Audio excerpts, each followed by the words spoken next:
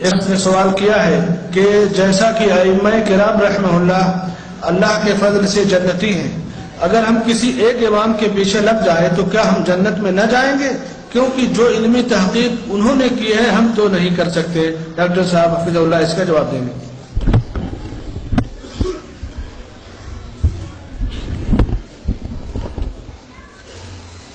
واقعی اگر آپ ایک امام کے پیچھے لگ جائیں آپ جنتی ہیں، کوئی شک نہیں۔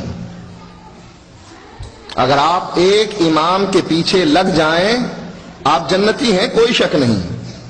لیکن وہ امام، اس کا نام محمد الرسول اللہ، جو فرماتا ہے من اطاعنی دخل الجنہ، جنت دینے کا سرٹیفکیٹ محمد الرسول اللہ صلی اللہ علیہ وسلم کے پاس ہے۔ اگر کوئی اس امام کے پیچھے چلے جنتی ہے، کوئی شک نہیں۔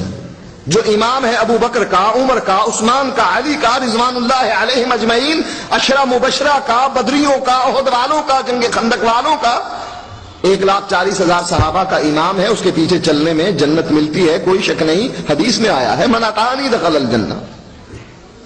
لیکن جس کے بارے میں آپ کا خیال ہے کہ ہم خود ایک امام بنائیں اور اس کے پیچھے چلیں، اللہ نے گارنٹی اس کی دی ہے کہ اس کے پیچھے چلنے پر جنت ہے، اور اللہ کے نبی نے اپنے بارے میں خود کہہ دیا من اطاعنی دخل الجنہ ومن عصانی فقط ابا، میرے پیچھے چلا بلال، صہیب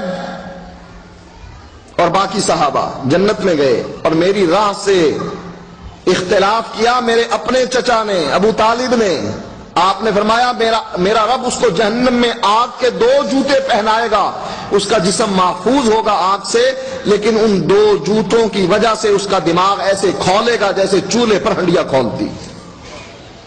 اس امام کے پیچھے چلو جنت ملے گی، حقیقت ہے، کتاب و سنت کہتی ہے۔ لیکن جس کے بارے میں تم کہتے ہو کہ اس کی تقلید کرنا، اس کے پیچھے چلنے میں جنت ملتی ہے، کس نے کہا؟ اس کے پیچھے چلنے میں جنت ملتی ہے، قرآن میں ہے، حدیث میں ہے۔ اس کے پیچھے چلنے پر جنت ملتی ہے، کس نے کہا؟ کوئی دلیل تو ہونی چاہیے نا بھئی۔ یہ 4 امام کس نے بنائے اور ان میں سے ایک کو مقرر کر کے کہا کہ جو کچھ یہ کہے گا وہی کچھ کروں گا؟ یہ کس نے کہا؟ ان 4 اماموں نے بھی منع کر دیا کہ نہ یہ کام نہ کرنا۔ امام ابو حنیفہ رحمۃ اللہ علیہ نے منع کر دیا کہ جب میری بات نبی کی بات کے مقابلے میں آ جائے فَاتْرُكُوا قَوْلِي بِخَبْرِ رسول اللہ صلی اللہ علیہ وسلم، میری بات کو اٹھاؤ اور فَاضْرِبُوا عَلَى الْحَائِطِ، دیوار پر دے مارنا، اس لیے کہ یہ نبی کی حدیث کے مقابلے میں آ گئی۔ یہی بات امام شافعی سے، یہی بات امام مالک سے۔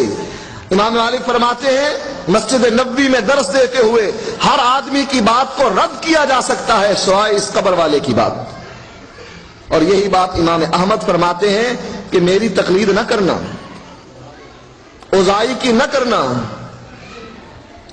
ان لوگوں کے پیچھے نہ چلنا جس کو مالک کہا جاتا ہے، شافعی کہا جاتا ہے۔ فرمایا خذوا من حیث اخذوا، دین وہاں سے لینا جہاں سے انہوں نے لیا ہے۔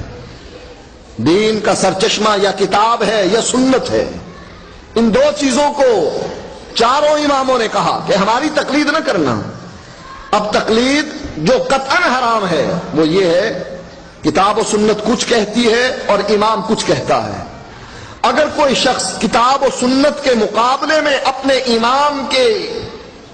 امام کی بات اور اس کی آراء کو ترجیح دیتا ہے، اللہ کی قسم ہے کہ یہ انسان کبھی جنت میں نہیں جائے گا۔ سن لیجئے بات، جو آدمی کتاب و سنت کے مقابلے میں اپنے امام کی بات کو ترجیح دیتا ہے وہ آدمی کبھی جنت میں نہیں جائے گا۔ کیوں؟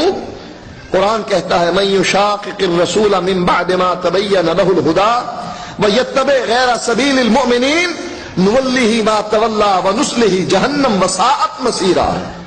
کسی کو مسئلے کا پتہ نہیں لگا، علیحدہ بات ہے، لیکن مسئلے کا پتہ لگ گیا کہ مسئلہ یہ ہے، اللہ فرماتا ہے جو مسئلے کے پتہ لگنے کے بعد پھر رسول کی مخالفت کرے وہ جدھر جاتا ہے ہم جانے دیتے ہیں، وَنُصْلِيهِ جہنم، ہم اس کو قیامت کے دن جہنم میں داخل کریں گے۔